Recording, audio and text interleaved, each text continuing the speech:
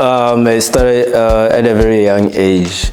Like most people say, like I've always known what I want to do. I think that was like in 2005. I think I heard a song by DJ Clock, and I was like, what is this, And the music video he was playing on vinyls.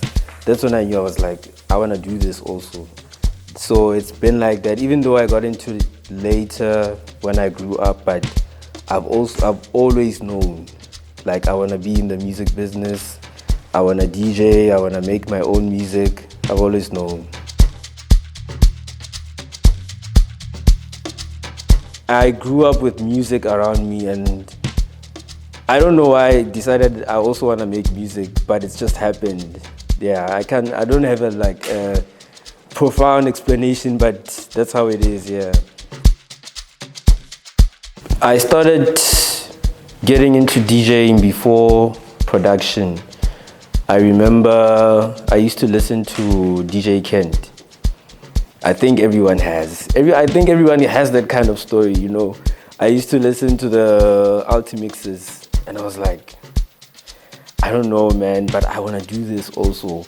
And then I got inspired by Black Coffee also, obviously. And then those are like my two, what can I say, foundation. So I got into DJing, and then a year later, that's when I started making music. And I'm talking like maybe 14, 13 years ago.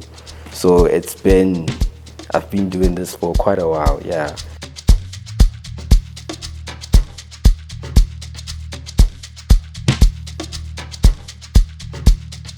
I mean, what kept me going all these years, bro? Like, I don't know, maybe I'm stubborn. Because I wouldn't say it has worked for me all the time. Like I told you, like I've been doing this for like 14 years. I think it started working out for me 5, maybe 4 years ago. So the other 10 years is just passion, didn't care. Like I just want to do this thing. And then obviously when you start growing up, you're like, okay, now I need to learn this. I need to learn the music side of things.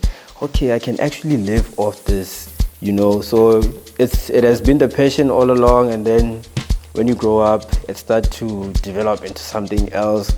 Also, you see other people, like obviously the common examples, your Black Coffees, and you see, oh, these people can actually live these kinds of lives doing this thing, so I can also do it if I want to do it. So yeah, I can't really say what's the reason or what kept me going, but I just knew, guys, this is one thing that I want to do, and I'm gonna do it.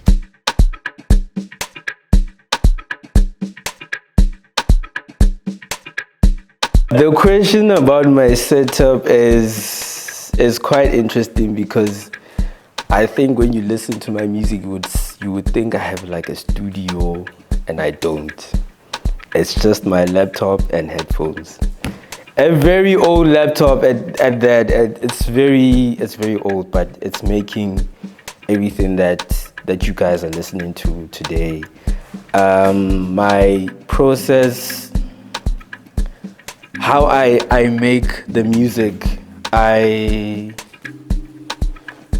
like to let the art flow into me. I don't force it. I don't just sit to them like, I'm gonna make a song today. I could take 2 months, 3 months, no ideas, and then one day it just comes like that. I don't know where it's coming from. I did not think of this. It just comes, and then I run with the energy. So my process is kind of weird, actually.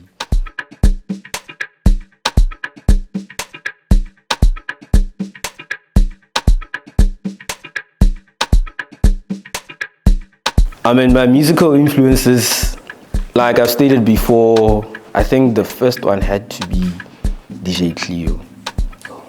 Yeah, I think that was like the spark. And then when I started to get into making music, like started to get into it, the Capo, bro. Hi, the Capo was such a big figure for us, bro. Like back in the day, like deep house, the tribal stuff, going into the Afro house, like the Capo, the Capo bro is like, it's such a goat. So my musical influence, I think the biggest one has to be the Capo. Obviously, there's a lot of others like Technique. Who else can I mention? There's a lot, but the name that stands out the most, the Capo.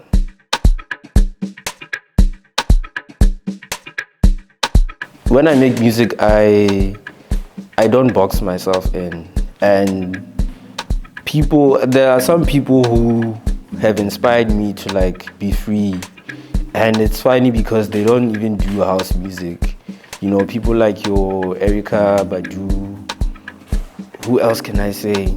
Like people like, I listen to a lot of music, you know, and most of the time I listen to how free they are in what they do, and I try to incorporate that in what I do. There's something that I like to say. I don't like easy music. Like something that I can listen to, I'm like, I know how to do. I want to like blow my mind, or like blow my mind, bro. Like, how did you do this? So that's the same process I do when I make my own music. That's how I can stay unique or sound different, because I always challenge myself to like go extra, like push the boundaries, like punch above your weight. It doesn't matter, like do something. Don't just follow everyone and do the same thing. Yeah, so that's what I do.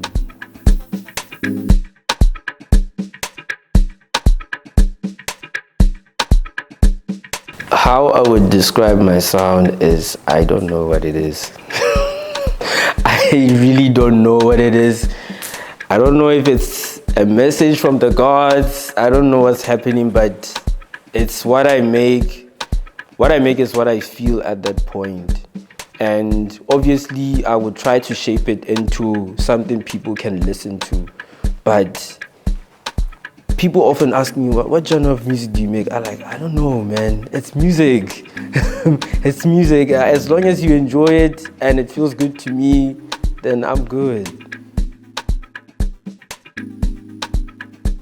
Shows that have left a mark on me, I mean, Spring Fiesta, We House Sundays, I mean, like, you know. What else also? There's a place in the Northern Cape. It's called Kuruman. It's very far. I remember when I got booked there for the first time, and I was like, there's no way people know me over there. Bro, I played after Judy J. Obviously, people know Judy J. And then I came on. People were losing their minds, bro. I was like, what is happening? How far does the music go? You know?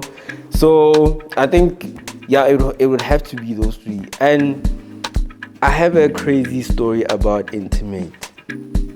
Because Intimate was actually supposed to be the first event that booked me at Cape Town, but took 2 years. For some reason, for reasons that I can mention, it took 2 years. So, I mean, I've played here before, but it's different with Intimate because we've been trying to make this happen, and finally it's happening. And I mean, it feels so special. I don't want to lie. So I'm glad I'm here, bro. I'm glad I'm here.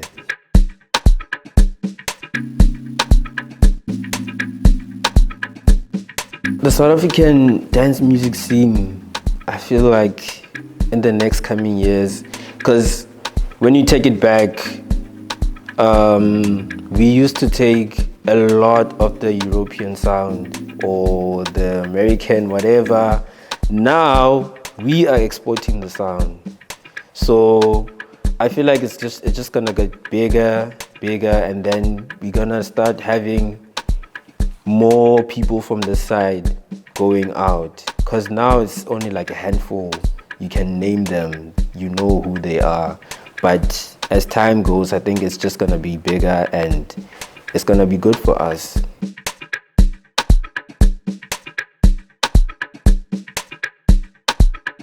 I've been waiting for this question because I saw recently, I don't know who the American guy was, he did a video and said Joburg, the Joburg vibe is better than Cape Town. I was like, no, hell no. Because I think it would have to, you would have to be specific about what you're talking about, like what kind of vibe are you looking for? If you're looking for Amapiano and maybe Afro House, I would say Joburg here takes the number one spot. But Deep House, you can go anywhere in South Africa. Cape Town is where it's at, bro. Like the vibe here, people do not, I feel like people don't care about names. They're there for the music. Like Cape Town is genuine, bro. The love, the energy, they will welcome you. Like you don't, Josie, okay, it has that vibe, but it's much different in Cape Town, bro.